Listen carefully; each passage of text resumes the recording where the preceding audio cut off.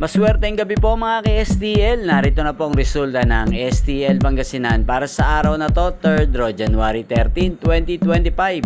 Araw ng Lunes. Naway ang mga natayaan niyo pong mga numero kanina ay manalo nawa ngayong gabing ito, 8:45 PM. Kaya kunin niyo na po ang inyong mga tickets. Narito na po ang resulta.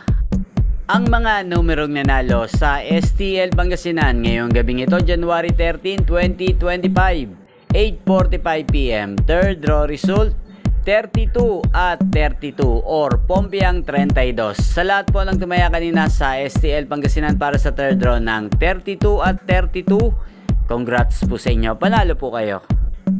At ngayong gabing ito sa STL Pangasinan, atin pong i-shoutout ang laging nanonood sa channel na to, si Ate Michi ng Pangasinan. Shoutout po sa iyo, Ate Michi. Naway ang mga tinatayan niyo pong mga numero sa Pangasinan ay sana ay manalo na po kayo ngayong gabing ito. At sana nasa mabuti rin po kayong kalagayan. At sa lahat po ng mga taga Pangasinan dyan, shoutout po sa inyo, naway nasa mabuti rin po kayong kalagayan. Inyo pong napanood ang resulta ng STL Pangasinan sa channel na to, Roderick Hernandez TV.